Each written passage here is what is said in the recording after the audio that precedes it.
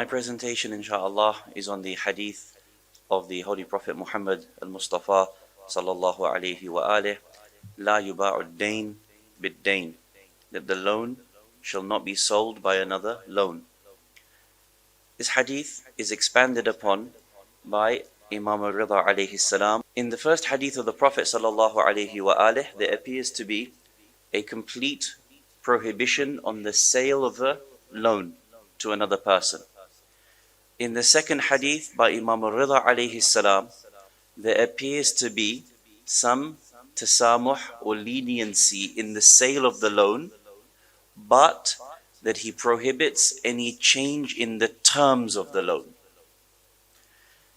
Now these narrations are extremely important, especially in the Western world, because every day the loan is sold to a second party.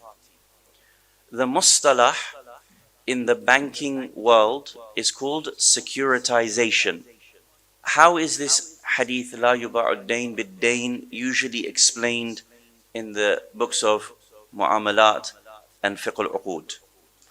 Traditionally, our ulama have explained the hadith, La yuba'u ad-dayn bid-dayn, in two ways.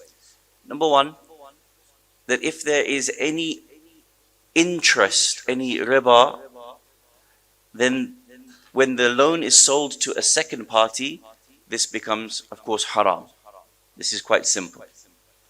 A second interpretation of the hadith traditionally by our fuqaha has been that if I take a loan from one person, in order to be able to take a second loan, for example, I take a loan of 5,000 from you, and then I go to the second person and say, I have 5,000 as capital.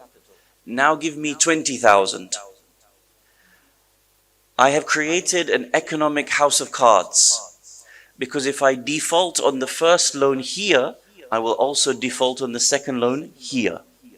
And therefore, it continuously creates a very risky situation, which ends up being in the realm of bay' al-gharar, or a type of loan that is too risky to be taken.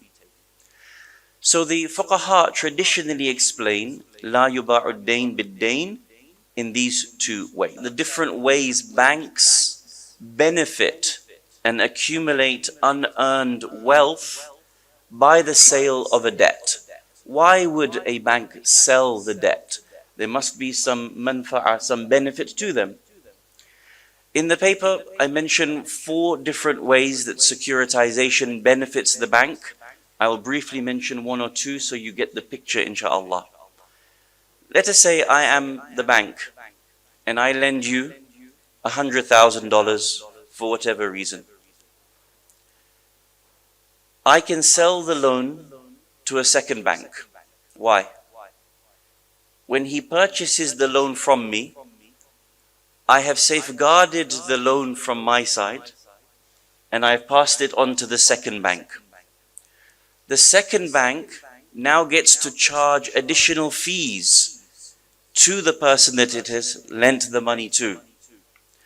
So not only have I then managed to ensure I don't lose any money, I have taken all the risk off my shoulders, I have passed the risk on to someone else, but they now make the fees. They charge additional fees for the collection of the debt. Number 2, traditionally in Western banking systems, when you make a loan for somewhere like 25 or 30 years.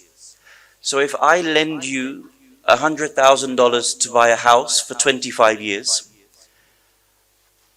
but I know that after 5 years I'm going to sell the loan to another bank, why would I do this?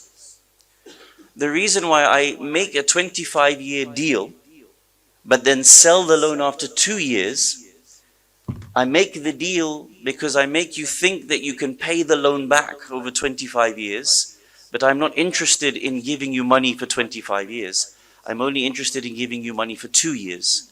So long as I, the bank, have made money for 2 years, I can lift that burden off my own shoulders and then give you the loan, still keeping him at risk at a rate that he could not afford. He gets into a contract with me thinking he can afford 25 years of loan. He can't. But as long as I've made 2 years of profit, I then pass on to someone else for them to collect the debts.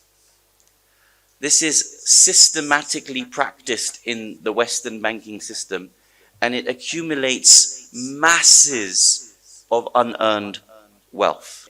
Whereas Imam al-Rida alayhi salam prohibits any change in the term or any additional fee if the loan is to be sold.